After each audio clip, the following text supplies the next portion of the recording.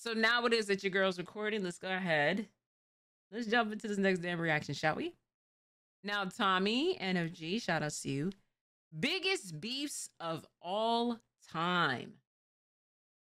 And you already know it is that Kendrick and Drake is definitely going to be onto this list. It's definitely going to be on here. So without further ado, let's go ahead. Let's start this up, y'all. Beefs have been an established thing since cavemen walked this earth. If a caveman took another caveman's stick, a beef was established and tried. Or his girl. Or his girl. Like, historically speaking, it is wars have started because it is over women. Damn. We essence that much power. It is that we've started wars. But like, no, seriously, like look into some of that historically, and you will absolutely see that. So it's like that beef was over a woman. Yep. Tribes fought for thousands of years. And for the year of 2024, I think we can't deny that this was the year of beefs. The amount of beefs that happened this year probably won't happen again until the next 100 years. And who else to start with other than the total initiative relative to what we can do with more border patrol and more asylum officers. President Trump? I really don't know what he said at the end of that sentence. I don't think he knows what he said either. Look. Now. I don't think he knows what he said neither. Damn. Damn. I mean, honestly, I feel my take when it comes down to this, I feel like Joe, if he knew it is to like to the level of like, and especially that's around him, like with Joe Biden, they knew to the level of his health. I feel as though that he should have propped up Kamala Harris more for taking over. At least it is like you know, her being vice president, us seeing her out more, getting more involved with a couple of things. But I think the thing that got to Joe was probably ego. Like, oh, okay, it's not that bad. Yeah, like it may be a little bit of dementia. It may be a little bit of this, and this here. It's not that bad. He could still be able to do it. No. I feel like somebody should have really had that sit down with him earlier within his presidency. Not like this year to finally go ahead and just like, you know, Kamala Harris had one of the shortest campaigns, but I will say that her campaign was solid. Now, election season is over and all, thank God. But looking back at this, I swear, I've never seen two politicians that hated each other so much like Trump and Biden do. And I don't think we'll get another politician beef like these two ever. I think Trump changed the politician game by calling anyone who's against him a random bad nickname. Sleepy Joe, Crooked Joe, Lion Kamala. Meanwhile, Biden's called Trump every terrible nickname he could think of. Clown, liar, loser. He even wants to get freaky with him. But I'm serious. These are the kind of guys you like to smack in the ass. Hey, yo, what the fuck? What? What? What do you mean? What do you mean by that? What do you mean by that statement, Joe? What do you mean by that? Honestly, the reason I think this election was so serious for people is because these were beefing like boxers do. I didn't even know politicians hated each other this much until these two. They made it so personal, it sounded like the world was gonna end at the end of this whole thing. People acted like this was the first election and last election ever and we never had elections before this. And yes, you can replace Biden with Kamala, same thing, but they both literally said if you vote for the other side, you're voting against the American people. So who's really for the American people if both of y'all are saying it? Like, this really makes no sense. Someone's gotta be lying here. I honestly think at the end of the day, all these politicians are secretly friends. Because if you even look back at in 2016 when Trump and Hillary were going against each other, there's like multiple videos of Trump saying Hillary Clinton's a great person and a terrific woman. He even invited her to his wedding back in the day. But as soon as he started running, it was GG's to all that history. It's crazy how they both called each other out on their main flaws too. Trump calling Biden mentally unfit, Biden calling Trump morally unfit, and if we're being honest, they're both right in their ways to a certain extent. It takes this man Biden all his might to put together a fraction of a sentence. And Trump got like 10 new scandals every day, bro. Their beef was so serious that Biden basically reversed all the changes Trump made as soon as he got in office. He made over 14 plus changes to Trump's signed in law policies. And the one change that probably got him the most mad is he halted the building of the border wall. If there's only one reason that he hates him, that'll be the one. To me, the American political system is so stupid because now that Trump's elected, he's just gonna put the old policies back in. So like nothing is really permanent for real. We just go back and forth for something we'll never all universally agree that we like. And ever since Kamala started running instead of Joe, it seems like they've started to become friends. This man Biden was smiling and giggling in every picture with Trump. I thought you were supposed to hate him, dog. What happened? You know, maybe the election was just a friends. Oh my God. The way. I feel like that's AI was a mistake. Having AI be accessible to the public like this was a mistake, because there's no way in hell that I'm seeing all these AI generated stuff and it's just like, what in the actual fuck am I looking at? What am I witnessing right now? It is insane, bro.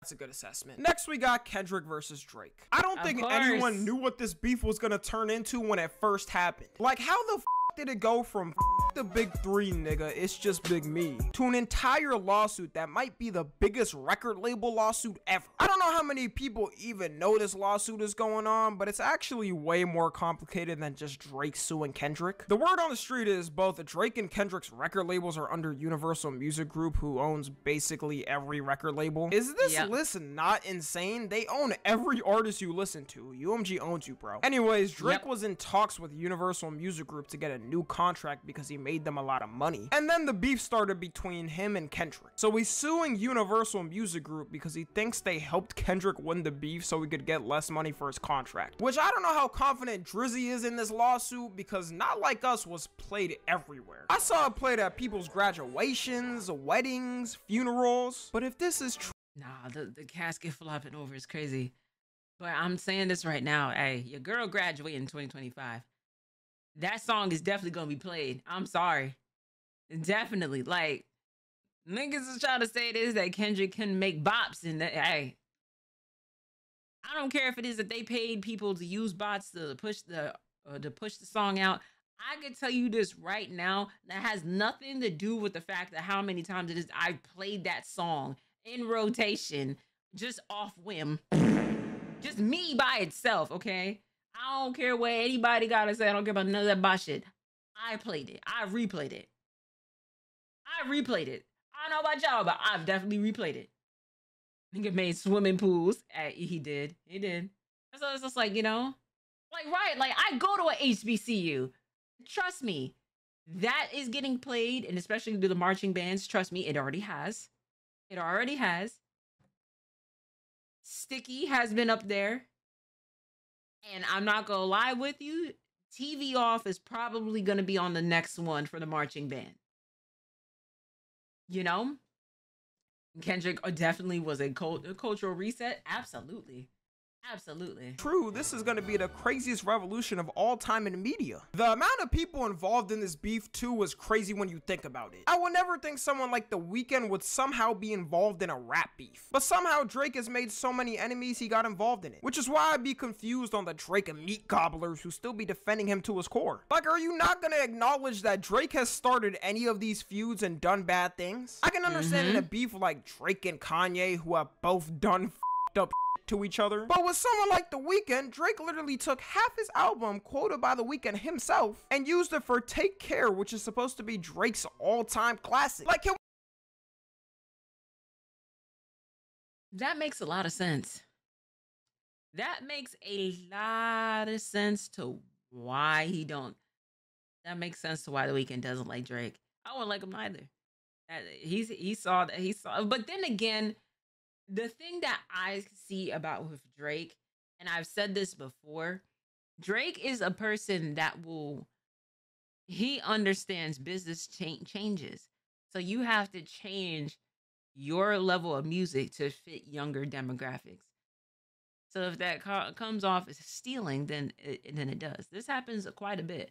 But I will say that Drake has always been relevant. He's always been within like Spotify playlists and stuff like that because of the fact, well, besides making those deals with Spotify and also Universal Music Group, but he understands the younger generation. Maybe because, you know, hey, listen, hey, I'm gonna let y'all go ahead and think to why you think he goes for the younger generation. I'll let y'all go ahead with what you know what I mean. But at least he understands it. That's why he's always has some level of relevancy. That nigga will see talent and take it under his wing, and then we'll never hear from that nigga again. Do we even call this a classic anymore if he barely even worked on the album? And then I want the Drake meat gobblers to explain what his point of dissing Serena Williams' husband was for. Yes, if you don't know, Drake dissed Serena Williams' husband, calling him a groupie. Ironic for the that acts like a groupie. The only possibility of why he would diss him was because he was dating her in the past and lost her. So like a jealous ex, he had to spin back and talk on them. And I see people now talk. Damn, Drake, Serena, Rihanna, Nicki. Damn, hey, you lost out on some great women. When are we gonna actually start calling people the problem? I guess he took. Oh yeah, J-Lo too. He's the problem. If all these different women, Janae Aiko too.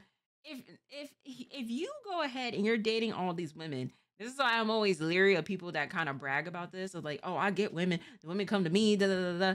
No, you are the problem. You are indeed the problem, and there is a reason to why it is that those women will not go back to you.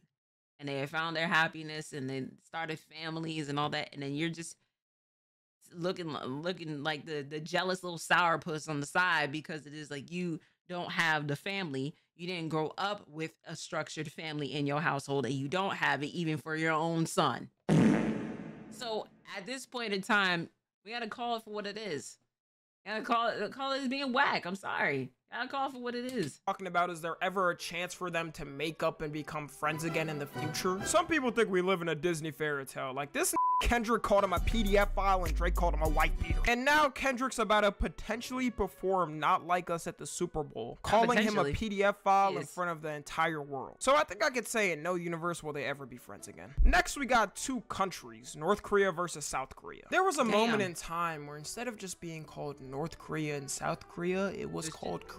And both countries actually aren't that old. They separated into their own states in 1948. They should just coexist with each other. They have the same problems. Low birth rates, old people, natural disasters. But only South Korea gave us Samsung, so shout out South Korea for the monitor I'm using to make this video. Everyone lived at peace, of course, until World War II, where the two countries who like to meddle into everyone's business ruined it. Russia and the US. North Korea took Russia and the Soviet Union side, while South Korea took the United States side. And one side was right clearly because I wouldn't have my monitor or washing machines without it. Shout out the USA. But when the countries split between each other, usually they split on peaceful terms and promised to leave each other alone. Yeah, for North Korea and South Korea, it was the complete opposite. They signed a deal to temporarily stop fighting, but not permanently, which is why they're still at war all the time. The amount of stuff each country has done to each other too is petty as hell. I'm not talking about just the missiles they send to each other all the time. They do the littlest just to piss each other off a bit more. You know how when you're arguing with someone and they start mocking you just to be a nuisance? That's North and South Korea all the time. South Korea has speakers facing North Korea to blast propaganda at its citizens, which is things like news about how bad North Korea really is, messages towards the soldiers telling them to switch sides, and K-pop music. I say propaganda lightly because what North Korea considers propaganda is just freedom. But for some reason, Kim really hates K-pop music. He executed one of his citizens for being caught listening to it, and anyone that does can also be executed. It's an official law there that if you're caught with any South Korean media, you face heavy penalties. And heavy penalties is probably the luckiest thing you could get. They never even watched Squid Game. They don't know the second season is coming out. That must suck. South Korea also sends balloons of things that are propaganda, like anti-regime leaflets. They get so petty though that they send USBs with South Korean dramas trying to get people from there to watch it. I can't tell if this is a good or bad thing because maybe it's good to try and show them their media and have them realize. Hey, listen, I like K-pop. I don't know about y'all, but I like K-pop. You got some bangers on there. Some bangers. North Korean movies are dog. But at the same time, if they get caught with it, they definitely getting publicly executed. So maybe that isn't the best plan from South Korea. They also send dollar bills into North Korea, which I really don't think will do anything. South Korea also set up a huge Christmas tree near the North Korean border so it's visible to the people there. Because, you know, North Korea doesn't have Christmas there, or... Actually, does North Korea have any holidays? Oh, they have a Mother's Day. Well, that's wholesome. But 2 days later is... Missile Industry Day. What? Declared to celebrate... or dedicated to celebrate? An entire day dedicated to a missile they launched.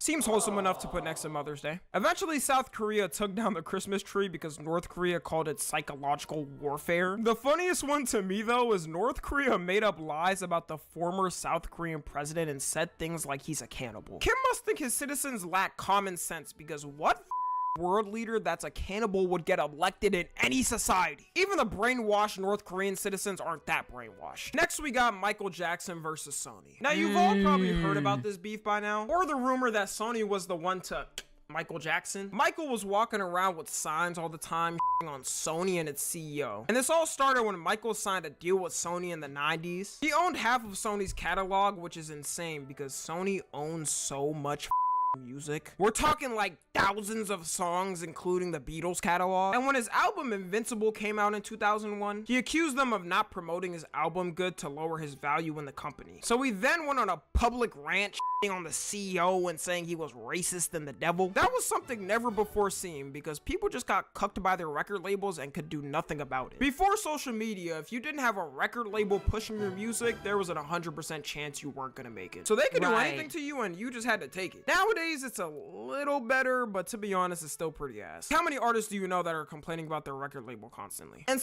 it was just literally watching reaction that talked about that.